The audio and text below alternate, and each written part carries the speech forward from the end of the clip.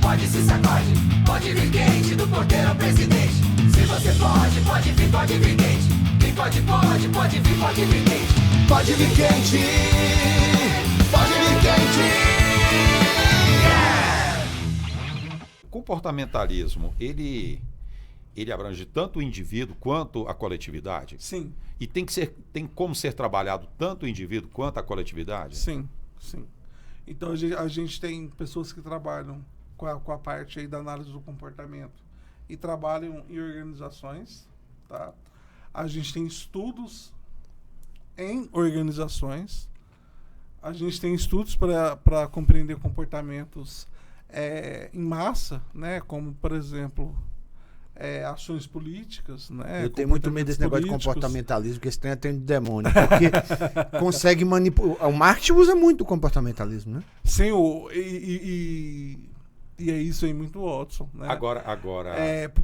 Por exemplo, tem pesquisas, né, principalmente relacionadas ao comportamento do consumidor, que eles faziam, né? Eles faziam um teste, passavam durante o filme. Quando passava durante o filme uma cena que tinha a pessoa ingerindo Coca-Cola, aumentava em 70%, 80% a probabilidade dela sair do cinema e comprar uma Coca-Cola. Sim. E aí a gente vai pensar, não sei se o pessoal que assiste TV aberta, e ainda mais o SBT, mas quando solta ali, ó, Jequiti, aquilo ali não é falha de comunicação, não é falha no sistema. Caraca, velho. Aquilo ali tem um propósito, né? Então, assim, influencia o comportamento? Influencia. A configuração do supermercado. Gente, o que tem de melhor no supermercado tá na hora de você.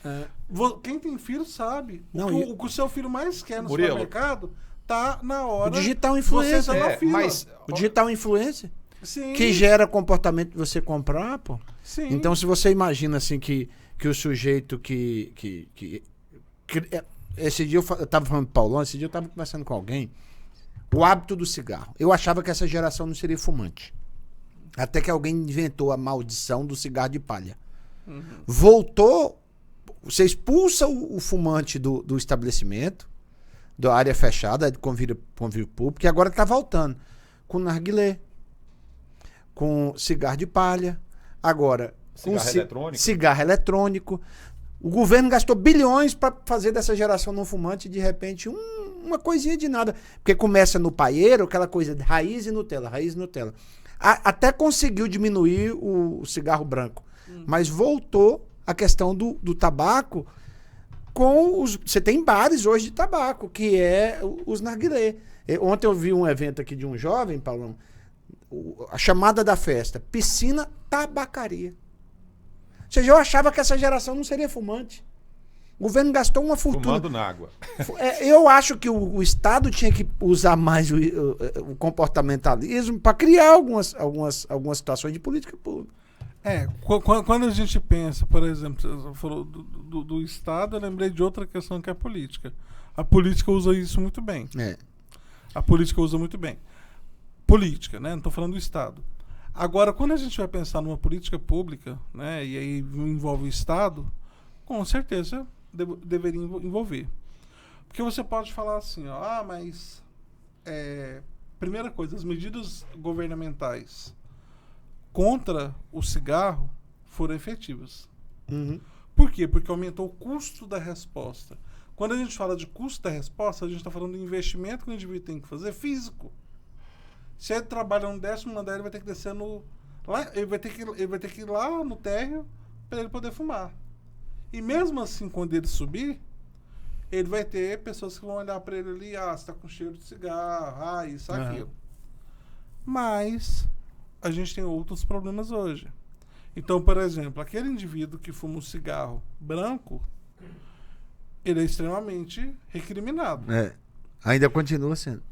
Aquele indivíduo que fuma o palheiro, beleza, é palheiro. Do eletrônico, então? Aquele indivíduo que é do vape, então é mais tranquilo ainda. Fuma em qualquer lugar, né? Em qualquer lugar, né? É estilo. Então tem um reforço social, tem uma aprovação social relacionada a isso aí. Então, tem que ter política pública referente a isso? Tem. De uma forma generalizada. Por quê? Porque a gente tem que parar de transformar a nossa saúde como se ela fosse um problema nosso. A nossa saúde não é um problema só nosso. Ela é um problema coletivo. Ela é um problema coletivo. Né?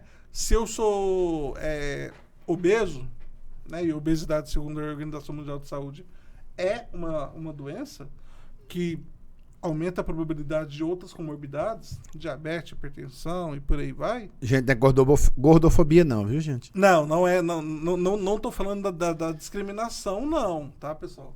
Fique claro. Eu tô falando de uma questão de saúde, tá?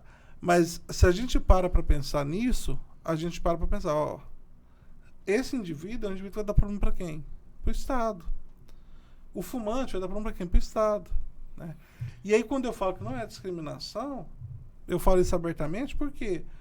Porque eu não estou julgando, porque, inclusive, eu sou obeso, mas eu não estou julgando a pessoa que é obesa.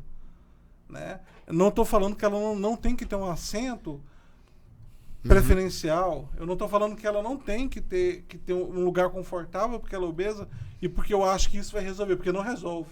Murilo, sim, desculpa, eu quero polemizar um pouco aqui. Mas antes de você polemizar, você tá bem querido aqui no YouTube. João Manuel, Angélica Bittar. Quem pode, quem não pode se sacode. Pode vir quente, do porteiro ao presidente. Se você pode vir quente. Quem pode vir quente. Pode vir quente.